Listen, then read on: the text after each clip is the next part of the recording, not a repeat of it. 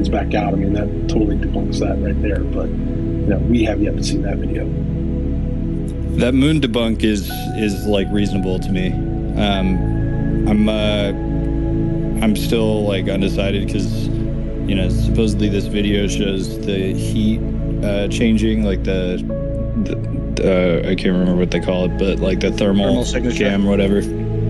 Yeah, exactly. So that's the only thing that's kind of like still got me on the fence. But the balloon explanation is like the most reasonable one that I've seen. Well, it does move almost. It's floating. It moves like a balloon. But the clip that Jeremy showed, you can see this. What he talks about, you can see it.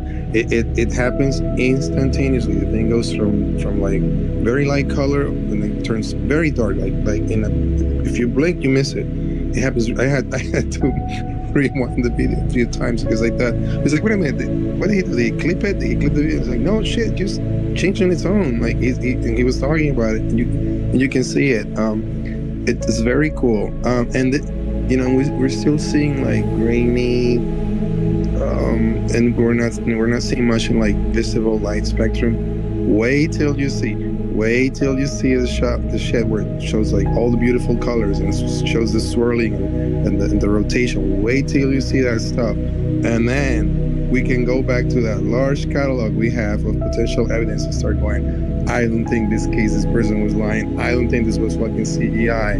I look at this, it matches this, it matches that, it matches it. That's coming. Guaranteed it's gonna happen, because people don't realize the pile of gold we're sitting on, because it's mixed with so much bullshit that people cannot sort it out. But that's gonna help us so much to sort out the stuff that is available right now on the internet. There is tons of this shit online. You could spend a week and you won't even be able to get to see everything. Only on like alleged footage and photographs. You can find websites that are kind of like cataloging this stuff. They get information from cases that are reported, or from like MUFON leaks, things like that, like from newspapers and things like that. Wait till people wake up and people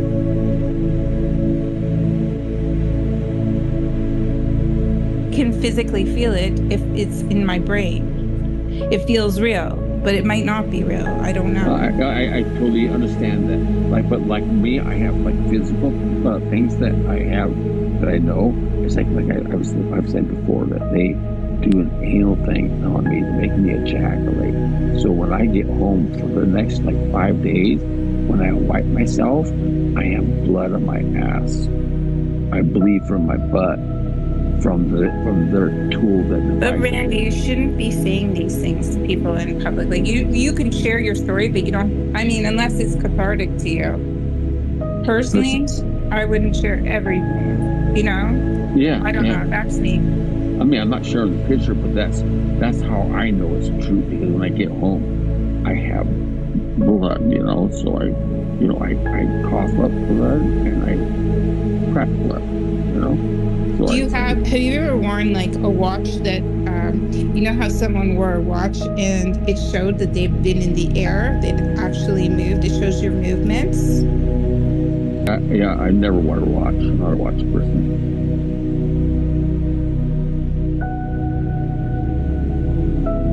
I mean, it's like in paranormal. I've done cases where women have bruises inside their legs, and they taken pictures to show me when I do their investigation.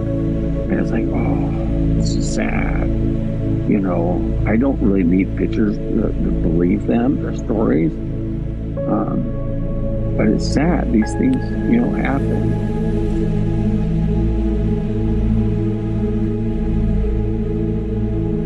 Well, I guess I'll close space down. I opened the space after they closed another one. I thought maybe more people needed a place to go. So no problem, Randy. Yeah. I just want to say something. It's not that I don't believe you. I think because UFO Intros is open now. People are going to that space. Oh, okay. I think there's another space, so there's a couple of spaces to choose from. I just want to say, it's not that I don't believe you. It's just not part of my reality. So Yeah, and hopefully. I totally understand. I don't really understand it, right? I totally don't understand. You know, and there's people who say so many different things on here, and they have such different experiences. It's hard to sort of you look for patterns and you look for different things, and it's hard for me to understand what's real, what's imagination, what's another But I thing. respect you because you don't attack me and don't trigger my PTSD. See, I don't have any reason to attack you or disbelieve you. Yes. Right? Exactly. It's not my issue. You're just telling your story and how you feel, and that should be regarded as your truth, and people should listen. If they don't want to listen, don't listen. That's all. Yeah, that's why I respect you, Jeff. You just you don't judge me. You just listen to me, and you don't give me no pushback. Anything's possible. The one thing I know, Randy, is I don't know everything, and I don't know especially everything about this universe and what the reality is. We're all on a path of knowledge.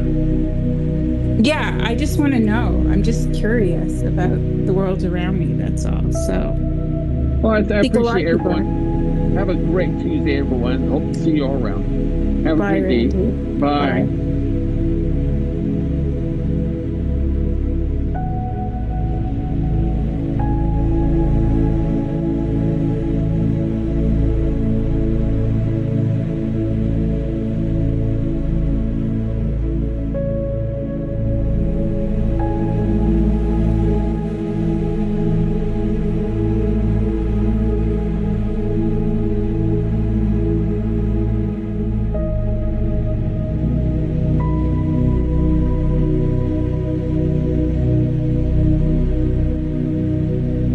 down and left and right. They make all these interesting little patterns in the window when you're driving. And I started to see a red and white light off to my left that was over like a Walmart, coincidentally. And I moved my head around in my window and thought, oh, that's crazy. That's really bright. It's kind of moving around, or it looks like it's being filtered through a prism. That's probably the easiest way to describe it. It looked like it was being filtered through a prism.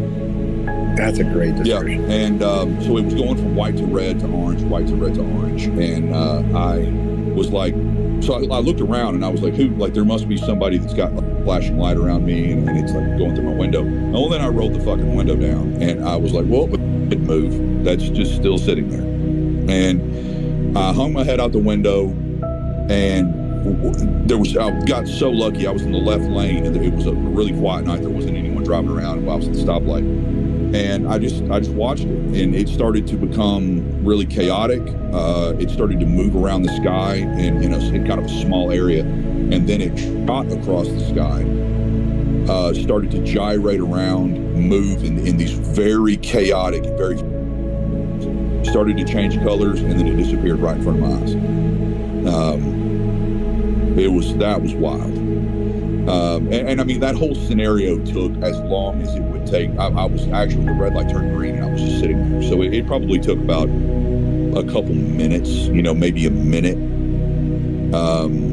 But it seemed like I was watching for 15 minutes. It was crazy.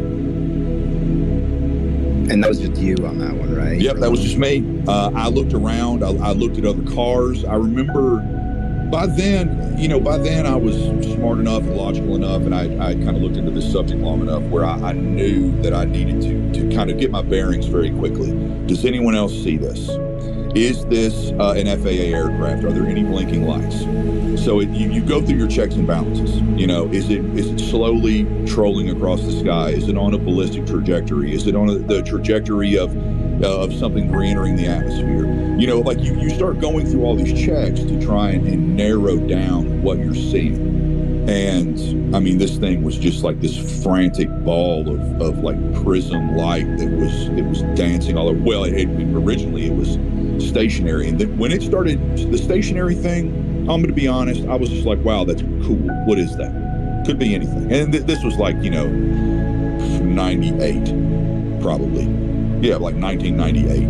And when it shot across the sky in an instant, and then shot Well, and when I say across the sky, I mean, within about 24, about a 36 or 48 inch wide, like, frame of my view.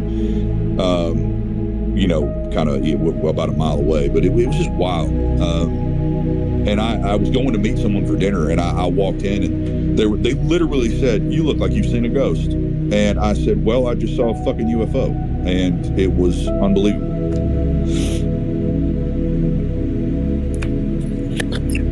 Yeah. So, did that change your trajectory at all? Like, you got more interest in this stuff when that thing happened when you were 8. But so, how did this impact? Yeah, after 8, I got interested. The interest waned, and I'm going to college, and I'm a football player, and I'm going to church, and I'm in choir, and I'm doing all the things that kids do, and it just you lose interest in the subject. That sparked it again. It sparked my interest again, and I started to pay a lot more attention around that time. It started to really mean a lot more to me. Side note, random. Do any of you all, or have you all ever heard of the comedian Nate Bargatze? I haven't. He's a comedian, Netflix, all this stuff. I was with him one night. I didn't see a UFO, but when I saw a big piece of like space junk re-entering the atmosphere, we were out on the golf course. It was wild. It was huge. But that jogged that memory, because we used to be friends. He was from Tennessee. But how many? No, please go ahead. Ask. I mean, how many sightings have you had? So I've had those 2, and then I saw a really bright orb when about 5 years after that, maybe. No, actually, it was about 7 years after that. I saw another really bright orb, which was ominous and kind of odd. Like, I actually the orb, I felt like was, I felt like it knew that I was watching it. It was, I don't know why I got that feeling, but it was really weird. And then out in my backyard in my current house, I saw, I've seen orbs at the house that I live in now, always kind of blue-white. Sometimes I've seen 3 actually. Sometimes they kind of filter in and out of existence, so to speak. It's almost like someone's turning off the lights. Yeah, like the opacity, sort of. They just scale that slider up and down, like how transparent. Yeah, a dimmer. I couldn't think of the word. It's like someone on a dimmer. But one of them was really low. So I had cloud cover, and I was watching it, and so I had a perfect low cloud cover, as a matter of fact, and I had a perfect a frame of reference, and I went through my checks. Is it moving on a ballistic trajectory? Is it moving quick? Are pieces falling off of it? Are there lights on it? Do you think it's an FAA craft? All these kind of things that you go through, and as it was going over my head, I could see it. It was weird. It was kind of lighting the clouds up a little bit. It was low enough where it was throwing light on other things around it, or it was very distinct that it was low, like going kind of in the clouds or near the clouds. That was kind of cool. And did all of these so far, have all these taken place in Tennessee? Yeah. All of them have been coincidentally in Middle Tennessee. And they're always what? Late. All of the orbs were really late at night. The first one was kind of late, probably like 8 or 9 o'clock at night, and then the second one was probably 8 or 9 o'clock at night. But then the orbs that I saw were always like 1 or 2 o'clock or 3 a.m. or something like that. But not that means anything. I think it does. I think those are important details, right? And I could riff off that, but I do want to introduce you to my friend, one of the few people I trust on this platform, Rob. He's not far from you in Alabama, but he's an experiencer as well. And he's free to chime in if any questions he has. But yeah, please. If anyone has any questions, I mean, I just wanted to kind of share some of my stories with people, because I don't get a chance to tell a lot of people this stuff, because when you do, people are like, "Are you serious?" Yeah. Like, come on, man. Yeah. Roll their eyes. Yep. For sure, man. So, I mean, keep going. Do you want? Is there more you want to tell, or